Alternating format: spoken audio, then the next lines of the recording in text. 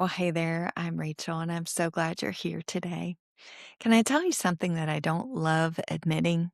I get bogged down easily. Not usually by the crisis moments, but it's by the ordinary details that add up. And I make a list on Monday and then live like it all depends on me. And then I wonder whether I'm strong enough for that day. And if that's where you are, worn out from carrying something that you were never really supposed to carry by yourself, then this episode is for you. Today, we're sitting with two of the smallest words in all of Scripture, but the most powerful. Romans chapter 8, verse 3, Paul says, "The law was powerless to do a certain thing because our flesh weakened it." But he tells us what happened instead. Just two little words: God did. Before we go further in today's episode, I wanted you to know about something that I created for a season like the one I'm going to share about in just a few moments. It's called the Pray Through It Battle Plan. It's a free 6-step guide for praying through the hardest seasons of life when you just don't have the words and you're not sure if you can find the strength either. This free guide can be yours at battleprayers.com. That's also where you will find my new book, which releases 1 week from today. I'll say more about that at the end, but now this week's question in hard spaces. Each week I begin the episode with a segment called Questions in Hard Spaces, and this week's question came to me sort of in an email. I haven't been able to put it down this weekend. A woman named Lucy wrote to me, and her husband has Alzheimer's, and he's reached the place where he can't comprehend, and he cries a lot, and he can't tell her why he's crying. And that's the part that's really undoing her because she doesn't know what he needs, and there's nothing she can do to fix it. And she told me he was a man filled with faith, the kind who would share the gospel, share Jesus with anybody he met. And she's watched him go a little bit further away each day.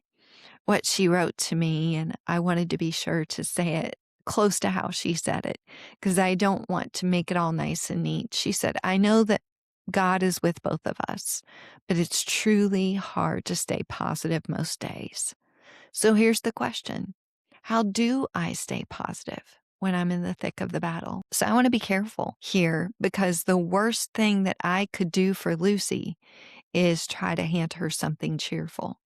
If I toss her a Bible verse like it's a Band-Aid or a cough drop and tell her she'll feel better soon, then I haven't told her the truth. But staying positive was never really the assignment. What holds a person up in a season like hers is knowing that God is with her.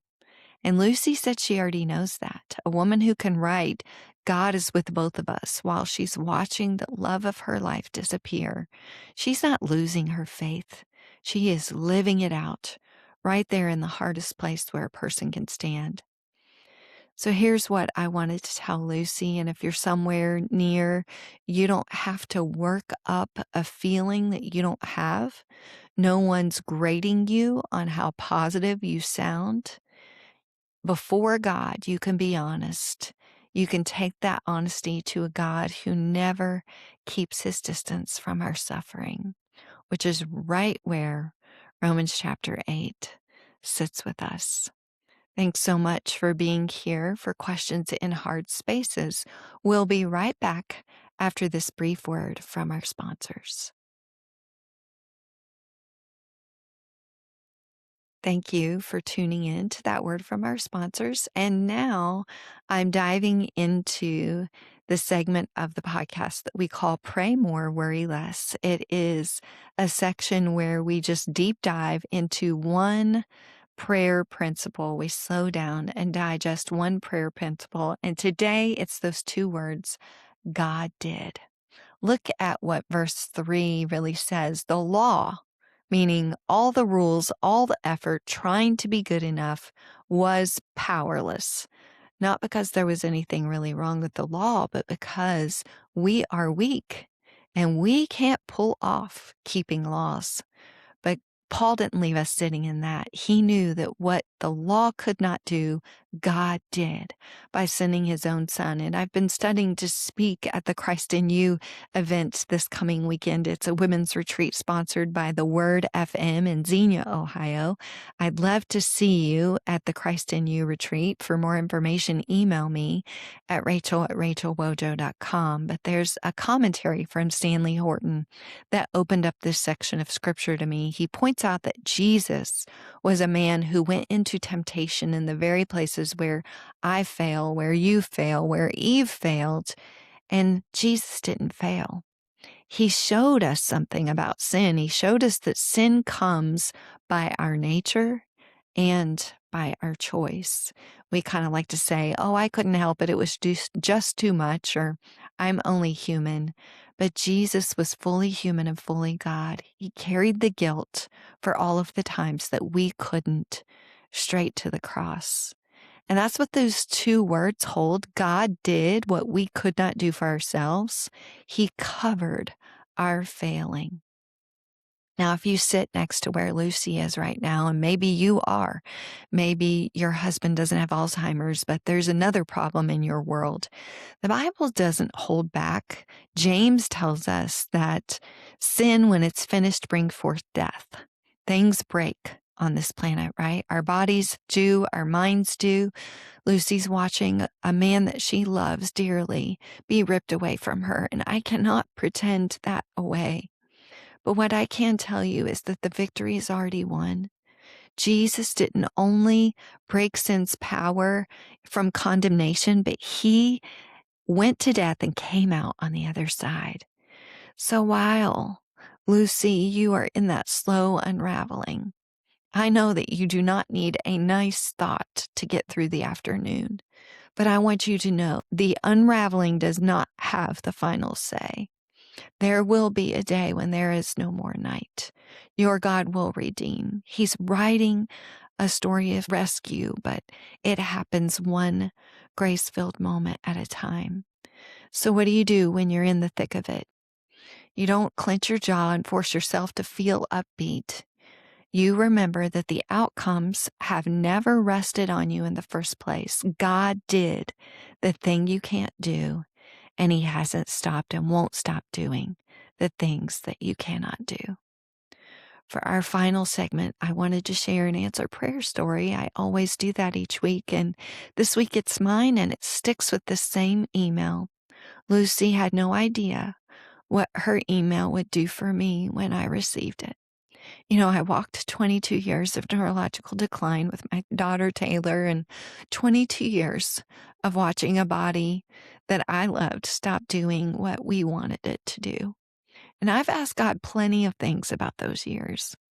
But underneath all of that, the prayer that I have always prayed was, God, redeem it. Please don't let it be for nothing. Use it for something. And then this woman I've never met emails me last week out of her own battle and tells me that my words encouraged her because she knows that I've been there. And I couldn't have written one word that reached Lucy if I hadn't walked what I've walked. The very thing that I would have given anything to undo is the thing that lets me meet her where she is. So I'm not going to sit here and tell you that it was all worth it. I can't say that. Losing Taylor was not worth it. I don't think God asks me to pretend that it was. But I can tell you that it wasn't wasted. God has not wasted it. He took 22 years I never would have chosen, and he's used them to make me somebody who could sit down next to Lucy in the dark and honestly say, I know, but God did. That's what I mean when I say that God redeems. The full thing, real restoration, the no more night kind of restoration, is not going to happen on this side of heaven. But Lucy's husband, my Taylor, all of it is waiting on heaven for complete healing. However, an email like Lucy's is a redemptive moment of grace along the way, a small piece of rescue handed back to me until heaven is our home. That's what our God does, one grace-filled moment at a time. If you're in the thick of a battle right now, whether you're Lucy or you're caring for someone who's slipping away, or you're just worn down by some other kind of fight, a child in prison, divorce, I have written something for you. My new book, Praying Through Life's Battles, is 90 days to strengthen your faith. It releases on August 25th.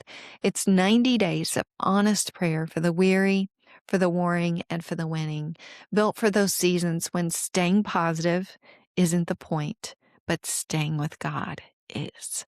You can pre-order it right now at battleprayers.com. You can also get that free Pray Through It battle plan right there at battleprayers.com in the same place. I hope that you will take advantage of those resources. Thank you so much for joining me on the Untangling Prayer podcast today. I pray that today's episode has encouraged you right where you are. And until next time, remember, God sees you, He hears you, and He knows your needs.